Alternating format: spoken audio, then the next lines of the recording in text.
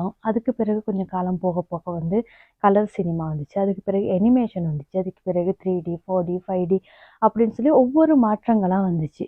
ஒவ்வொரு காலகட்டத்தில இருக்கிறவங்களும், ஒவ்வொரு காலகட்டத்தில வந்த சினிமாக்களையும், சினிமா திரைப்படங்கள வந்து ஒவ்வொரு விதமா பார்த்து ரசிக்க ஆரம்பிச்சாங்க.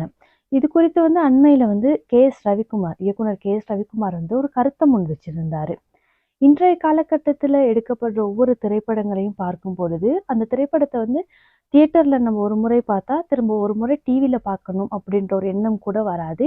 ஏன்னா, அந்த திரைப்படங்களுடைய சுவாரஸ்யமே இல்லாம போயிடுச்சு. ஆனா, இன்றைய இளைஞர் யுவதிகள் வந்து அதத்தான் ஏதோ அப்படி ஒரு சினிமா அப்படின்னு சொல்லி பார்த்து ரசிக்கிறாங்க.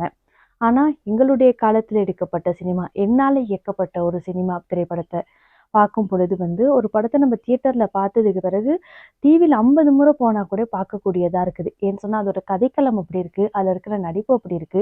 ஒவ்வொரு பாடல்களும் கூட தத்துவங்கள கொண்டதா இருக்குது. எல்லாரும் திரும்ப திரும்ப கேட்கக்கூடியதா இருக்குது. அப்படின்னு சொல்லி பல விடயங்கள பரிமாறியிருந்தாரு. உண்மையாலுமே நாமும் அத பத்தி நம்ம பேசியே ஆகணும்.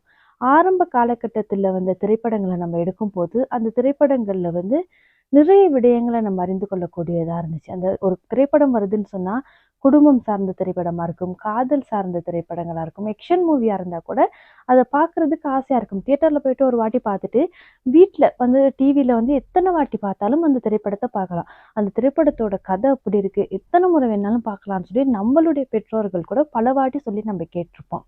ஆனா, இன்றைய காலகட்டத்தில வெளிவர்ற ஒவ்வொரு திரைப்படங்களையும், ஒரு முறைக்கு மேல வந்து நம்மளால பார்க்கவே முடியாது. ஏன்னு சொன்னா, அந்த படத்துல என்ன கதை இருக்குது அப்படின்னு கூட நம்மளால புரிந்து கொள்ள முடியாத அளவு இருக்குது. பாடல்கள் எடுத்துக்கிட்டா, அந்த ஒவ்வொரு இந்த காலத்துல வெளியாகுற ஒவ்வொரு திரைப்படங்கள்ல உள்ள பாடல்கள 100 முறை கேட்டா கூட, அந்த பாடல்கள் வந்து நம்ம மைண்டுக்கு வராது. ஏன்னு சொன்னா, அந்த பாடல்ல என்ன கருத்து இருக்குது? அந்த பாடல் என்னத்த நமக்கு சொல்ல வருது? அந்த பாடல வந்து நம்ம எந்த மூட்ல கேட்கலாம் அப்படின்னு கூட தெரியாது. ஆனா ஆரம்ப காலத்துல வந்த ஒவ்வொரு திரைப்படங்கள்ல இருக்கிற பாடல்கள பார்த்தோம்னு சொன்னா, இடைக்கால படங்களா இருக்கலாம், இல்லாட்டி பழைய படங்களா இருக்கலாம். அதுல இருக்கிற பாடல்கள்லாம் வந்து ஒவ்வொன்னும் ஒவ்வொரு கருத்துக்கள கொண்டது. எத்தன முறை கேட்டாலும் அந்த பாடல்கள சகிக்காம கேட்கலாம். அந்த பாடல்கள் வந்து நம்மளுடைய மனதுல வந்து ஆழமா பதிஞ்சு கூட இருந்திருக்குது. ஆனா இன்றைய கால சினிமா வந்து தமிழ் சினிமான்றது வந்து மாற்றம் பெற்று போயிட்டுருக்கு. மாற்றம் மாற்றம் அப்படின்றது வந்து வரவேற்கத்தக்க ஒரு மாற்றமா இருக்கலாம். இன்றைய சினிமாவுல வந்து பல மாற்றங்கள் தொழில்நுட்ப ரீதியா எத்தனையோ மாற்றங்கள் ஏற்பட்டிருக்கலாம். தொழில்நுட்ப ரீதியா வந்து புதிய புதிய நுட்பங்கள் கொண்டு வந்திருக்கலாம். அதெல்லாம் வரவேற்கத்தக்க விஷயம் தான். ஆனா படத்தோட கருத்து என்ன? படத்துல என்ன சொல்ல வர்றாங்க? ஒரு குடும்பமா அமர்ந்து அந்த திரைப்படத்த பார்க்கலாமா? அப்படின்னு சொன்னா அது ஒரு கேள்விக்குறியா தான் இருக்குது. எனவே நீங்களும் வந்து என்னுடைய இந்த யூடியூப் சேனல பார்த்துட்டு இருப்பீங்க. நீங்களும் உங்களுடைய கமெண்ட்ல பண்ணுங்க. நீங்க பார்த்த திரைப்படங்கள்